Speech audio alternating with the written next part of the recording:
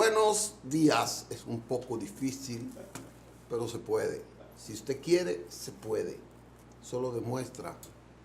Todos los éxitos de los desvalidos dice que se quiere, se puede. Estamos aquí con Periodismo y Sociedad. Un conversatorio permanente, alegre, objetivo y transparente. Transparente. Lo del abucheo fue verdad. Con transparencia fue verdad. No sé por qué no lo grabaron ni lo publicaron, pero fue verdad. Estamos aquí con Dios diciendo la verdad, siempre la verdad y nada más que la verdad. Para que hagamos un país mejor, pero para todos. Por eso lo del abucheo. El abucheo del voleibol fue largo, fue fuerte. ¿A quién? Fue vergonzoso. ¿Quién? Me dicen que fue a Reinaldo. Yo no estaba, me dice un familiar mío y un atleta que él iba a tirar el saque de honor y se quedó paralizado así. ¿Ese no es candidato presidencial? No, presidente del Senado, él es precandidato. Buenos días, Toro. Buenos días, A don usted Licho. no lo abucheen, que usted no es un hombre Es que abucheo. yo veo el voleibol por televisión. Muy bueno, ahí se vio. Pero como que lo cortaron ¿Sí? cuando iba a tirar el saque. La televisión es una cosa terrible. Bueno, quizá no quería participar en campaña política el canal. No, el canal no, así es. Porque Mira. el canal no sabe si van a aplaudir o abuchear, no sabe. No, pero no se quiso meter ahí, transmitir eso. Quizá no quiso transmitir eso. Pero nada, olvidémonos del abucheo, que el abucheo va a seguir siempre igual. Y entonces entremos en lo nuevo. Usted se acercó porque Francia está más cerca de España que de Croacia. España está más cerca de Francia que de... Yo siempre en todos los mundiales tengo una lista de... Usted tenía a Mi Francia. lista son los países latinoamericanos o iberoamericanos, incluyendo España y Portugal, y luego Francia. O sea que Francia es latino, un país... sí, por eso, y además que hay una referencia personal con Francia muy cercana, ¿no? 1 millón de republicanos cruzaron la frontera en el 39. Y se salvaron allá. Y se salvaron allá, entre ellos mis padres. Ok, O sea, entonces usted tiene que ser Y pro-francés. todos mis parientes viven en Francia, ninguno vive en... Bueno, algunos que están en España, pero muy pocos. Todos son Correcto. franceses. Mire, Toro, otra cosa que está bien.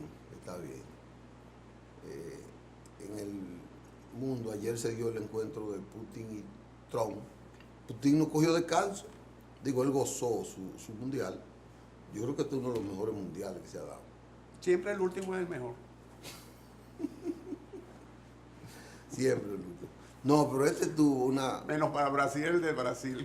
No, el de Brasil fue Lo bueno. eliminaron con 7 goles que le metió a Alemania en aquella. No, pero hablando de lo La organización. extraterreno, extra cancha. Yo vi como tan familiar, los mandatarios, vi las estrellas del fútbol exhibiéndose. Putin fue un gran anfitrión.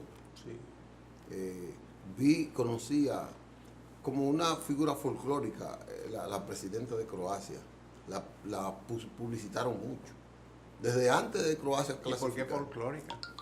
Porque es un folclore bello de Croacia. Croacia tiene una gama de expresiones bendecidas por Dios. Una mujer muy inteligente. No, son muchas mujeres. Pero ella es Muy inteligente, muy hermosa. además simpática. Tiene personalidad. Muy joven. Joven. El caso que me gustó este mundial, me gustó más que el otro, no porque fuera el último. El que más me gustó antes de este fue el de Mandela, El de Sudáfrica. el de Sudáfrica. Y ganó España. Ahí ganó España. Ese me gustó mucho, pero más por la organización.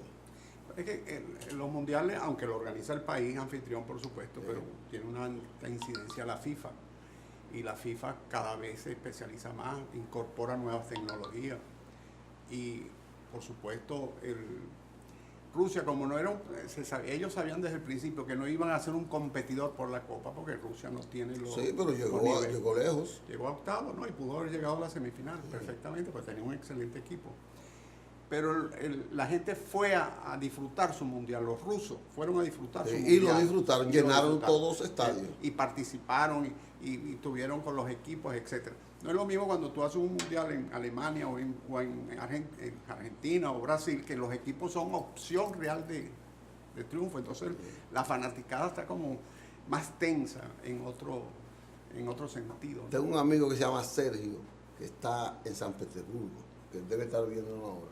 Él me dijo, aquí andaban los jugadores y el pueblo dándole su recesión y lo llevaba a sitios públicos y los orientaba. Fulano, había una camaradería en cosas que uno no esperaba que los atletas pudieran estar interactuando con la gente, así. Sí, claro. Me dice que sobre todo los japoneses caminaron mucho, a pesar de que fueron eliminados. No, pero Japón hizo un gran partido. Sí, pero me dicen que fue muy, muy simpático los japoneses. Mire, Toro, en el país ayer hubo un evento importante, la juramentación de la primera mujer rectora de una universidad, de la UAS, 450 y tantos años después. Y yo estuve en esa juramentación. Le agradezco mucho al equipo de doña Emma Polanco que me invitó. Pero me encontré un gran entusiasmo, una gran algarabía, un positivismo notorio en la gente de la UAS con este cambio. No solo porque sea mujer, porque sea una mujer como es doña Emma, que ha exhibido mucha capacidad, muchas condiciones, sino también porque tiene como una esperanza. La gente de la UAS está preocupada por el derrotero que lleva la UAS.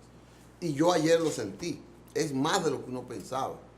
La gente está preocupada porque la UAS está en un deterioro progresivo.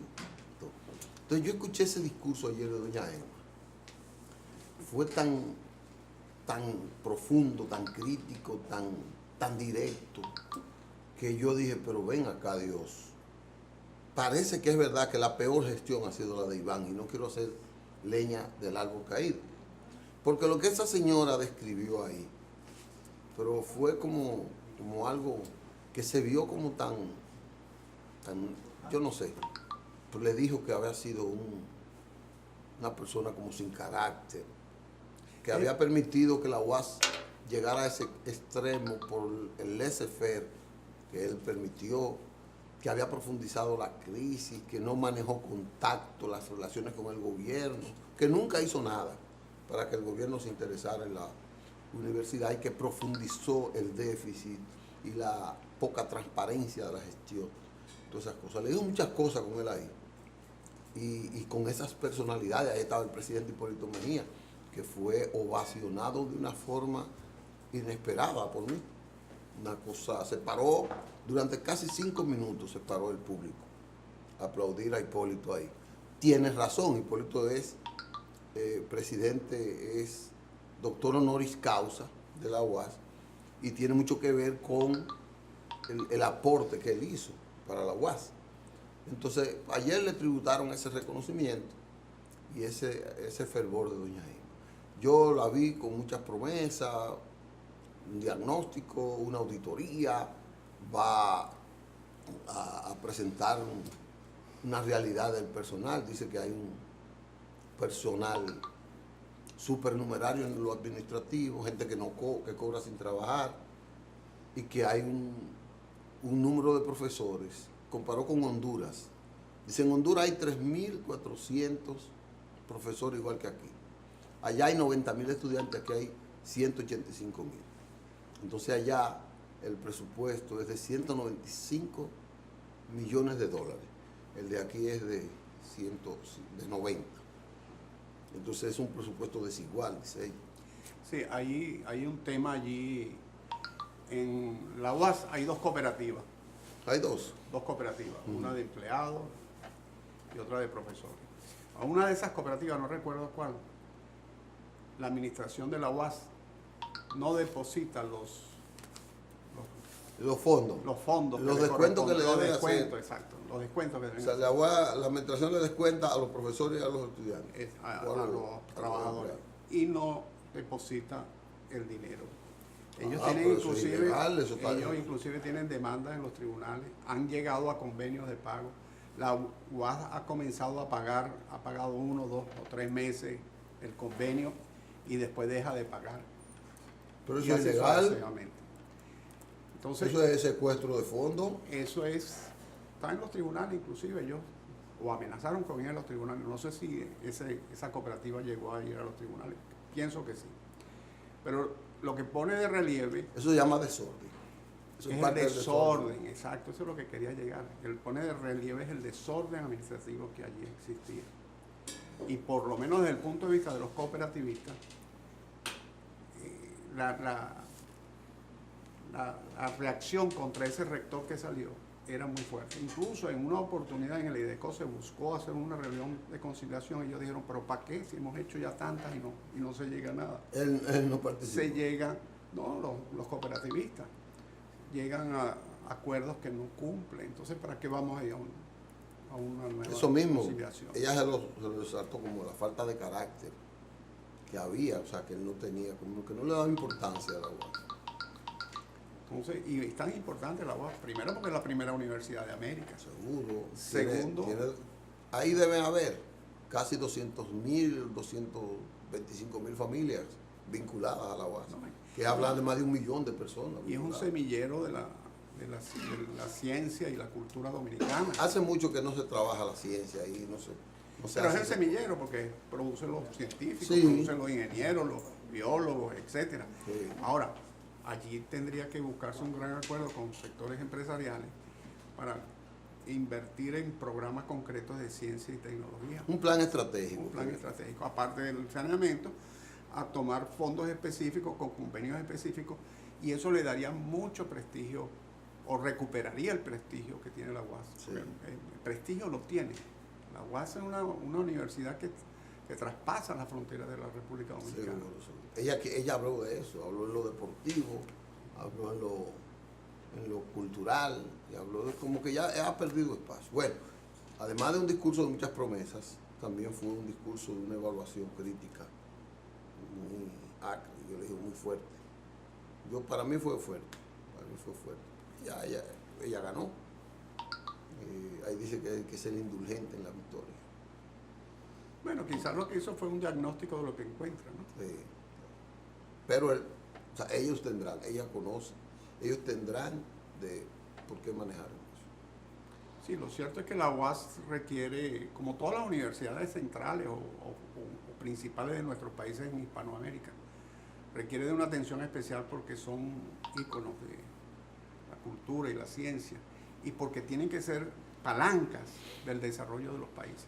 Sin una UAS incorporada al proceso de desarrollo, es difícil avanzar en un país, en República Dominicana en este particular. Correcto. Porque una universidad que tiene 200.000 bachilleres, Casi 200.000 bachilleres estudiando, entre maestría estudiantes y más la posgrado. cantidad de profesores, entonces imagínate tú, en un país de 10 millones de habitantes tienes 200.000 bachilleres y tienes qué cantidad de personas Yo trabajando calculo allí. 1 millón de personas, depende de eso, Entonces estamos hablando del 10% del país. que depende solo de Entonces, ¿cómo tú vas a emprender cualquier programa de desarrollo sin tener presente ese millón de personas? Sí, O sea, es una cuestión matemática simple, ¿no? No hay que ir seguro. a la Universidad de Atenas para... Ahí ella para hizo entender mucho eso. hincapié. Ella hizo mucho hincapié en la mejoría de las condiciones internas de la UAS, en esa parte. Hay muchos temas, todo lo que tratar, y usted nos va a meter en las críticas fuertes a Duarte, el Duarte que hemos inaugurado, un Duarte que es diferente a aquel que nos mandaron de Venezuela, ya en las postrimerías, porque lo que trata de poner es un Duarte en su avanzada edad, ya en su madurez. Antes nos daban 3 versiones del Duarte joven, del Duarte mediano y del Duarte maduro, que fue... Pero nunca se tiró una foto de Duarte aquí, nadie tiene una foto de Duarte. No se conserva, no sé. Entonces lo que han hecho es como una mezcla, como un crossover, como dicen. En Venezuela, o ha circulado por allí una foto tomada en Venezuela de Duarte, En un caballo. en un caballo. Alguien dice que eso que no es cierto, pero otros colocan inclusive el nombre del fotógrafo. Pero también es una foto de como muy larga distancia, no se define bien No se definen los rasgos. los rasgos del héroe. Hay Pero muchas críticas. Eso siempre ocurre. Allá al final de la avenida Bolívar colocaron un busto de Bolívar. Y entonces, bueno, destrozaron La Bolívar con Gómez ahí. al final de la avenida Bolívar en Caracas. Allá. En Caracas. Un busto de Bolívar. Y bueno, lo mínimo que dijeron que parecía un Bolívar gay. Sí, entonces... Oye, lo menos que podía tener Bolívar. Bueno, exacto, pero quizás es la inspiración del intelectual, del artista, ¿no? Claro, cuando son ese tipo de estatuas que son de héroes nacionales, tiene que pasar por el ojo crítico de mucha gente, porque tienden a caer en esas críticas. Eso como que se la dejan solo al escultor. Sí, al escultor y quizás a alguna persona más Y como que y la quizás, intelectualizan quizás demasiado. exacto, y lo modernizan, lo llevan allá. Depende del concepto cultural que tenga el escultor. Pero este ha sido muy fuerte, además se da en un momento político. Bueno, y el presidente Chávez en Venezuela sacó un retrato de Bolívar que en nada se parece al Bolívar tradicional. En nada, absolutamente. Que lo asemejaba a él. Que lo asemejaba a él. Igual Porque- dicen del presidente Medina. Porque Bolívar, ¿qué era? Bolívar era hijo de españoles. Sí. Bolívar Chávez era- era hindú de origen. No, Chávez es una mezcla entre afrodescendientes y aborígenes. Es lo que llaman, es un mestizo sambo. Sambo es entre aborígenes negro y aborígenes. e indios. Entonces nada tiene que ver. Ese Bolívar era vasco. La familia Bolívar viene de la Puebla de Bolívar, en el País Vasco. Están sus orígenes allí. Sus bisabuelos eran de allí, los abuelos fueron a América, a Venezuela, y los padres sí nacieron en Venezuela, pero entre ellos, no, es que no se mezclaron. Y Bolívar era Entre españoles. Entre españoles. Es más, Bolívar se casa en Madrid con una española, María Teresa del Toro. Contrale. Se casa con una española. Aunque nacido en Venezuela, pero era española. No, la muchacha no había ido nunca a Venezuela. Fue a Venezuela, se casó con Bolívar, fue a Venezuela, la contagió una fiebre amarilla, una cosa de Sí. esa, y a los 8 meses falleció. No estaba acostumbrado al clima, Sí, a los sí, rigores del trópico. Pero mire qué Pero paralelismo, qué coincidencia. Eso es así, o sea, y entonces Chávez ordenó abrir, inhumar a los restos del Libertador, hacerle prueba de ADN, porque quería demostrar que lo habían asesinado la oligarquía criolla a Bolívar. Y luego con esos ADN sacó ese retrato. Entonces, ahí sí tú observas un sentido político. Pero en este caso de Duarte, creo que es una cuestión del artista, como aquel busto de Bolívar que le hablé hace unos minutos atrás, que lo decían, oye, que parece un Bolívar gay. No, es la inspiración del artista. Yo no he visto el busto de Duarte aquí, he visto son las fotografías. El que han nuevo, publicado. El nuevo. He visto las fotos que han publicado en la prensa. Pero yo pienso que es una inspiración del artista. Seguro, aunque usted ha presentado un paralelismo importante, la gente ha hecho la similitud, los rasgos físicos de Danilo con Hipólito. Yo creo que no se parece. O sea, yo me pongo a ver y no creo que se parezca. Pero Danilo es dominicano, Duarte era dominicano, Hipólito es dominicano, tienen que parecerse mucho. sí, lo que pasa es que Danilo es de origen muy, muy dominicano, o sea, de aquí. Duarte es de españoles y del este, su señora, son diferentes los rasgos físicos, son muy diferentes. Algo deben parecerse. Por lo menos usted ve que la parte este siempre fue poblada por los ateros y tenía mucho que ver con la vinculación con Europa. La parte sur de aquí está con la parte, aunque francesa, pero la parte africana, Sí. en esa parte. Entonces son orígenes diferentes en cuanto a la regionalización de sus orígenes. El problema no es que se parezca o no a Danilo, sino que ha creado una... O han querido crear No, lo han creado, está real. Una tormenta. Está real, eso fue ayer. Y eso lo colocan Eso desvió ayer inclusive la atención del país. Sí, pero las desvía, pero siempre con una orientación de criticar al gobierno. Yo no digo que sea bueno o malo criticar al gobierno. Sí, porque está en un momento pero de ajedrez político. Usted ve. aprovechan este tema, otro. Entonces vamos a agarrar entonces para decir, bueno, pero aquí Seguro, todo es igual. y aquí todo es igual, correcto. Bueno, es parte de la dinámica política. Pero eso es la parte de la dinámica política de una oposición que muchas veces no tiene la profundidad para buscar temas que sean... Usted llegó donde yo quería, o sea, cómo la oposición se cree que puede degradar con un tema como ese. Con un tema como ese a un gobierno. Yo pienso que es que no hay como la visión, la estrategia. Lo decía aquí don Max, fui el jueves que fui el invitado nuestro.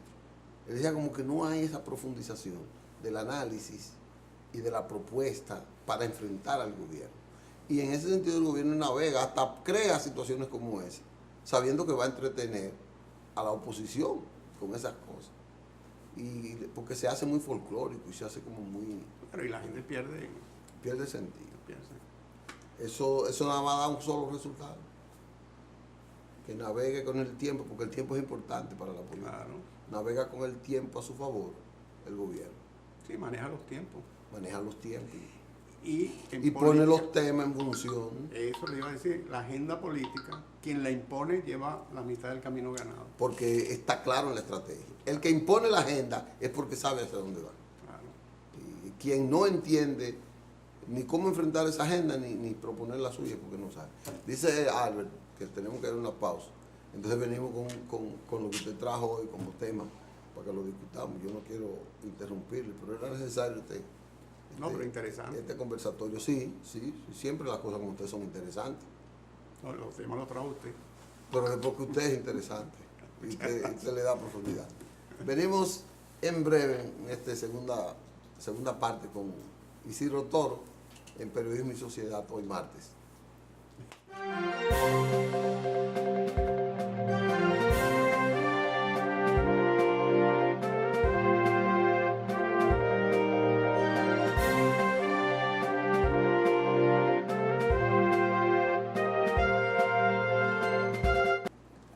Sociedades deportivas. Bueno, vamos a continuar. Buenos días con el Isidro Toro, que siempre los martes trae el tema internacional vinculado a la realidad social y política, económica de nuestros pueblos.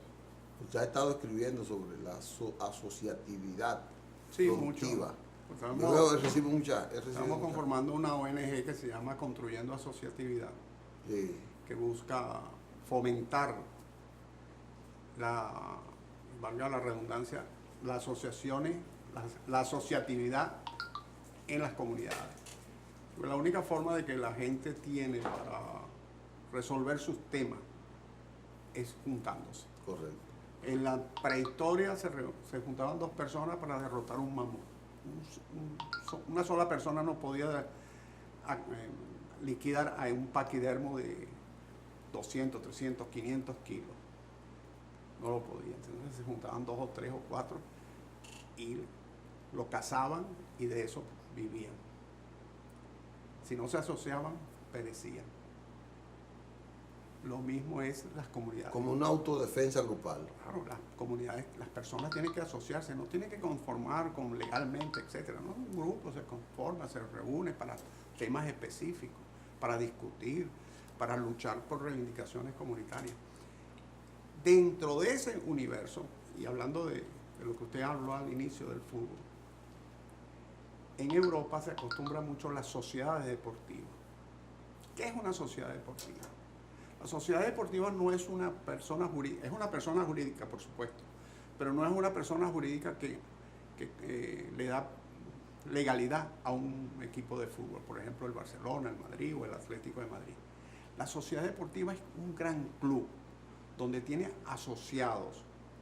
Esa sociedad deportiva no funciona solamente como soporte del equipo profesional de fútbol, sino que sostiene ligas menores del fútbol, sostiene ligas intermedias, sostiene equipos intermedios de segunda, de tercera, que son profesionales. O sea, tiene todo un gran paraguas deportivo. Viene siendo así como los equipos de grandes ligas, de Major League Baseball, Es igual. que tienen sus diferentes niveles, sucursales en diferentes niveles. Exacto, y tiene sus ligas no profesionales. Correcto. Amateur, sus canteras. Sus canteras de... Sí, como que ellos van captando peloteros, por eso cada año firman y los van sometiendo como a un proceso de crecimiento en las técnicas del deporte. Pero las sociedades deportivas europeas, no todas, pero la mayoría, también trabajan con otros deportes, profesionales o no profesionales, baloncesto, voleibol, allá se juega mucho balonmano, que es una combinación entre, digamos, baloncesto y fútbol sala, pero tienen dispensarios médicos, tienen escuelas, tienen institutos deportivos de investigación deportiva, tienen oficinas que se ocupan socialmente de los, valga la redundancia, de los asociados. Aunque su deporte bandera sea el fútbol. Y algunos ya el fútbol y el baloncesto, porque los grandes equipos de Europa de baloncesto son el Real Madrid y el Barcelona, que son de la misma sociedad deportiva del Real Madrid y del Barcelona. Y esos también producen mucho dinero. Pero tienen oficinas sociales que atienden al asociado. Y usted va, cuando van a escoger la directiva de esa sociedad deportiva, eso es una campaña electoral más intensa que las campañas presidenciales. Que las campañas políticas partidistas. Porque en la sociedad deportiva del Real Madrid, no sé cuántos hay, 300, 400 mil afiliados. ¿Cómo? Sí, 300, 400. Y no es que usted llega y diga, yo me voy a afiliar, no es Tiene así. requisitos. Tiene unos requisitos que cumplir y paga una cuota mensual. Eso le da un derecho a comprar los abonos antes de iniciar la temporada y toda la temporada del equipo que usted quiera, si es de fútbol, si es fútbol de primera, fútbol de segunda. Le da privilegios. Le da privilegios, pero le da servicios también. Entonces, en las tascas, en los bares, se especializan también. Entonces, hay tascas donde la peña es del Real Madrid o la peña es del Barcelona. Defina aquí en Dominicana que es una tasca. Bueno, una tasca es un bar donde usualmente... Una cafetería. Una cafetería donde toman cerveza, pican. Hacen un sanduchito. Un sanduichito, vean, pican, toman, se reúnen, ven el partido de fútbol, el de baloncesto y conversan y hablan mal del gobierno, como debe ser. Y bien también, hablan bien también. Bueno, a veces. Es más fácil hablar mal de los gobiernos que hablar bien. Entonces, es un deporte. Una peña abierta. Es un deporte, una peña abierta. Como hay peñas taurinas también. Sí. Entonces, ese concepto de sociedad deportiva es un concepto integrador de la sociedad, de la comunidad como tal. Alrededor de esos de intereses. esos intereses deportivos, pero que también atienden Otros intereses educativos, colaterales. intereses científicos, intereses de ocio, del manejo del ocio. Eso se ha reproducido mucho en países como Uruguay, como Argentina, como Chile, con mayor o menor grado de complejidad, con mayor o menor éxito, pero se ha reproducido. Entonces, ese concepto también, en cierta forma, lo patrocina la FIFA, porque la FIFA entiende que en la organización y en llevar la organización del fútbol y lo que significa el fútbol socialmente a la mayor cantidad de personas, radica el éxito de la FIFA como institución. Del dinero que obtuvo la FIFA en este mundial, algo le cae a República Dominicana. ¿Cómo? Ellos de las ganancias sacan un porcentaje y lo envían a todas las asociaciones afiliadas De la FIFA. de la FIFA, todas las federaciones. Entonces, algo le llega a la República Dominicana. Mire que solo en premio a los 4 principales equipos van casi 100 millones de dólares. Sí, pero aparte de eso, hay un dinero que le queda a la FIFA. Lo más probable es que le va a llegar diciéndole, inviértalo en un estadio. ¿Cuál es el estadio? El estadio Sí. debe ser O sea, remodelado lo envían con un objetivo. con un objetivo. O creen una escuela de fútbol o de fuerza una escuela de fútbol. Estaba viendo en la prensa de hoy que el Atlético de Madrid va a abrir una escuela una academia de fútbol en Cap Cana. Wow. Pero aquí en la Luperón hay una del Barcelona. Sí, hay una. Y en la Núñez de Cáceres hay una del Y en Real San Madrid. Cristóbal hay 2. que son sede de la FIFA. ¿sí? Porque San Cristóbal en República Dominicana es como la ciudad madre del Como fútbol. la meca del fútbol. La meca del fútbol dominicano. Aunque aquí en Jarabacoa, Moca, fueron ciudades que practicaron el fútbol con mayor antigüedad. Entonces, ese tipo de sociedad, que no tiene que ser Donde necesariamente... están los salesianos, donde vinieron los salesianos. Claro, porque ellos trajeron el fútbol aquí. la educación religiosa, salesiano, dominico, lasallistas, etcétera, jesuitas. Jesuitas. Las Salles son los salesianos. Sí. Jesuitas. Y son los jesuitas. Vienen con el fútbol, porque la mayoría son españoles, vascos, canarios, etcétera. Pero ese concepto de gregario, ese concepto de sociedad, ese concepto de unidad. Extrapolando eso a lo que se llama una sociedad de complicidad positiva, Claro, de juntarnos y así reducimos la delincuencia, así percibimos también lo que está pasando en mi alrededor, los peligros y de los intereses que nosotros, como nos asociamos, los acechan. y cosecha de los muchachos, unos juegan voleibol, otros baloncesto, otros en el equipo Y de fútbol. van produciendo una amistad. Exacto, y están en el club y comparten. Y se va creando un sentido gregario distinto. Seguro. Esos ejemplos deben ser tomados para otros tipos de sociedades, pero que lleven más o menos las mismas características, los mismos mecanismos, la misma organización y el método. Fíjense lo que pasó con los muchachitos estos de Tailandia que estaban en la cueva. Que eran futbolistas. Eran futbolistas, sí. El director El instructor. El instructor. Cuando llegaron los rescatistas, los encontró los muchachitos todos tranquilos. Todos tranquilos. Tenían una filosofía Tenían una filosofía en la posición de Loto. que él les había inculcado. Sí, son budistas. Entonces él les inculcó eso, más el sentido gregario del equipo. Y los muchachos estaban tranquilos en su posición de Loto. Con lo que usted dice, con un sentido del momento y de tener convicción de que ellos estaban allí, que tenían que cumplir su tiempo y que sabían que había un grupo de personas que estaban arriesgando su vida, porque algún rescatista murió para salvarlo. Pero lo otro es que los primeros que sacaron no se lo entregaron a los padres. Los dejaron aparte para que los padres que estaban felices porque llegaban sus hijos No contagiaran negativamente a los otros padres. Entonces, fíjense, toda una filosofía de sentido comunitario. Esa filosofía de sentido comunitario. Y de protección del buen ánimo, de la filosofía creciente, de positividad. Solamente se autoprotección grupal. De protección grupal y de crecimiento en conjunto. De crecimiento y lograr saber que para cazar el mamut te necesito a ti, necesito al otro. Y para poder sobrevivir. Que eso va en los genes del individuo. Eso es parte de la existencia porque... No, pero eso también es una respuesta cultural. Claro. Que se fomenta. Claro. Pero eso está en los genes del individuo. Y entonces hay que tomarlo, porque no se olvide que la especie más débil del planeta somos nosotros, los seres humanos. Sí, aunque creamos lo contrario.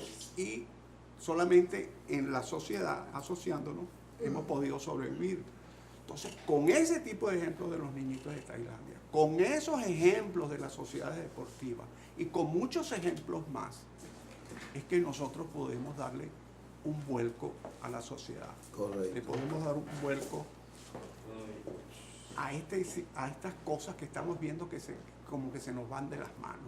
Toro, usted está diseñando lo que pudiera ser una filosofía de Estado o una metodología del Estado poder sacar eficiencia en la aplicación de las políticas públicas, ¿sí? Mayor rendimiento. Porque si la gente se reúne en torno a una disposición que envuelve a una comunidad implementada por el Estado, que requiere también el aporte de esa comunidad, porque es suya, para que se beneficie. Eso implica una comprensión de la necesidad de estimular esta respuesta y esta forma de asociación en la sociedad. yo siempre saco la parte pero es un problema de historia. A partir de la Guerra Fría, en Latinoamérica, y nosotros somos parte, se comenzó a implementar una vida de la disociación. Se comenzó a que la gente no se juntara, porque si se juntaba era para hablar en contra del modelo que querían implantar las potencias. Y entonces esa asociación no era fructífera y los estados comenzaron a destruir las organizaciones de base de la sociedad, comenzaron a ver sospechoso cualquier unión de jóvenes, hasta los grupos estudiantiles, o sea, todos los grupos tenían la contraparte de adversidad del Estado, de los estados. Dicen que a través del neoliberalismo que comenzó auge en países como nuestro a partir del 90, aunque venía de viejo, sí, pero la aplicación económica, social, a partir de los 90. El consenso de Washington.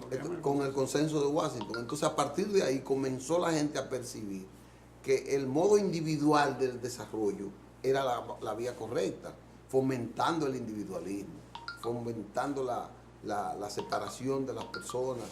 No, o sea, el cooperativismo, que comenzó muy bien, sufrió una recaída. La asociación, por ejemplo, de productores que tenían fuerza en el país comenzaron a disgregarse.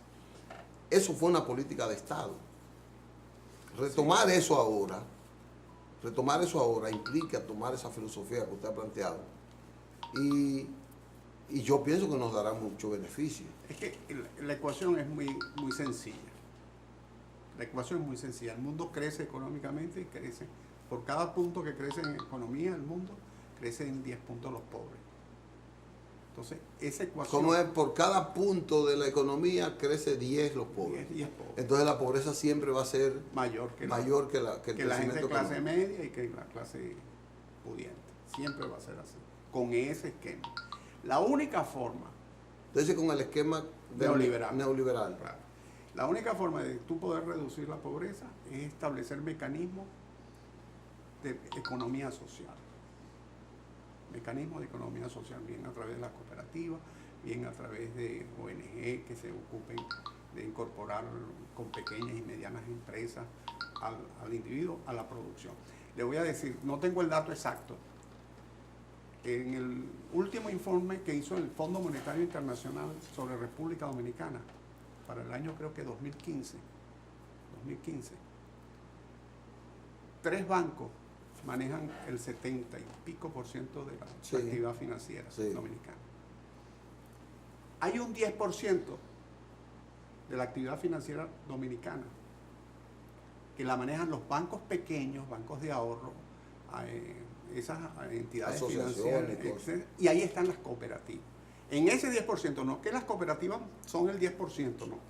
En el 10% de esa asociación bancaria pequeña, que tiene incidencia, exacto, que tiene incidencia en el 10% del manejo financiero económico de la República Dominicana. Ahí las cooperativas pueden tener el 2, el 3 o el 4%. Pero en República Dominicana, 2 millones de dominicanos están afiliados a las cooperativas. Entonces, el 20% de la población. Entonces, ¿cómo es posible que el 2 o el 3% de los que tienen una incidencia económica tenga alguna influencia sobre 2 millones de ciudadanos? De esos 2 millones de ciudadanos, no es que todos viven de las cooperativas, son ahorristas, pero ¿cuántas cooperativas hay aquí que se dedican a la producción de cacao y exportan cacao? Sí. ¿Cuántas se dedican a la pesca? Aquí hay 40 y tantas cooperativas que se dedican a darle servicio a las empresas eléctricas, que son cooperativas, son terciarios. Es la tercerización que llaman, pero son cooperativas. Entonces, con una incidencia tan pequeña en la actividad económica, ¿cómo se proyecta, cómo se refleja en tanta gente? Entonces, los resultados no son equitativos. Entonces, eso es una muestra. Y no se reproducen porcentualmente igual. Eso es una muestra de que con ese sistema económico, dándole fuerza al cooperativismo, darle fuerza a las microempresas. Reducimos la pobreza. Reducimos la brecha. El 97-98% de las empresas en Latinoamérica son todas pequeñas y medianas empresas, son MIPYME. Sí. 98% en Latinoamérica. O sea, la inmensa, y es la que emplea más gente. Pero es la que reduce, tiene el porcentaje de beneficio más bajo en su producción. En su producción, porque son menos competitivos, porque tienen que asociarse para buscar innovación tecnológica, para buscar mercado, porque eso sí tienen que hacer las cooperativas, las pequeñas y medianas empresas, asociarse para generar entes que se dedican a la investigación y desarrollo, como hace la cooperativa Mondragón en España. Mondragón es una inmensa cooperativa que tiene unas cooperativas o oficinas asociadas que se dedican a la investigación y desarrollo. Y en Murcia, donde hay unas inmensas cooperativas de invernaderos fundamentalmente, hay unas cooperativas que se dedican solamente a la investigación y desarrollo. Y cuando van a introducir una nueva semilla, pasan un año probándola en esos invernaderos. Y una vez que están probadas, le dicen al resto de las cooperativas, pueden usarla. Entonces, en la asociatividad es que se puede sacar provecho. Así como en la sociedad deportiva da provecho social. La sociedad y crecimiento humano. Y crecimiento, igual que las sociedades religiosas. Son también formas de incorporación y de equilibrio social. Correcto. No todas. Tenemos que ir a una pausa. ¿Sí? Sí. Bueno, está bien, vámonos pues. Sí.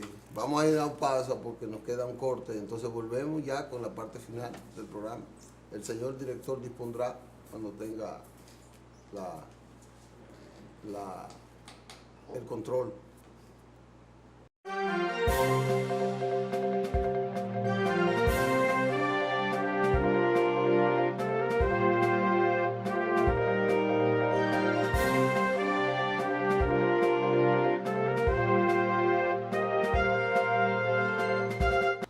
Por eso es importante, Toro, la asociatividad para evitar esas cosas y esos resultados. Sí, hay que estimular la asociatividad. Pero es un problema ideológico. Eso no lo hace el Estado si no tiene una concepción del tipo de sociedad que quiere. Eso no lo hace cualquiera que llegue al gobierno con populismo. Pero es que eso es contra el clientelismo. O sea, es una política que rechaza el clientelismo. Porque con clientelismo no se llega a la comprensión de los resultados de ese proceso. Hay que combatir el clientelismo, hay que combatir el populismo, hay que combatir todos esos males. El populismo mal visto, no el populismo como método político. No lo popular, el populismo como se ha utilizado en nuestros países. Pero el Estado de cualquier país, a medida que avanza el tiempo y lo va agobiando los problemas, definitivamente van a tener que llegar a ese tipo de salida. Déjeme decirle, el 40% de la población norteamericana está afiliada a una cooperativa. 90 millones... El 40% de la población norteamericana. Hay 47,000 cooperativas. 90 millones de norteamericanos están en cooperativas de ahorro y crédito. Y 45 millones tienen sus ahorros en cooperativas y no o sea, puede tener... No en los grandes bancos. En ningún banco. Y puede tener, algunos tienen en ambos, pero 45 millones tienen a las cooperativas como entes principales. Confiable de Confiable. Y eso en los Estados Unidos, que es la gran meta del capital. La panacea del capitalismo. Vamos a hablar de eso. Pero vamos a tomar ese tema como paradigma y como ejemplo aquí. Vamos a hablar de eso. Sí. Ay, Varina, tú se has puesto cosas. Varina, Venezuela, el Gran Llano, productora, agropecuario y ganadero. Parece que le picó un zancudo por ahí. Oye, un mosquito. Por ahí hay de todo. Por ahí hay zancudo, lagarto grande, culebra. Una tragavenado y se lo... Mire, ya está delgado, se lo traga rápido. Señores, hemos terminado por hoy. Mañana estaremos con ustedes con Periodismo y Sociedad Jurídico. Nos veremos hasta entonces, si Dios quiere.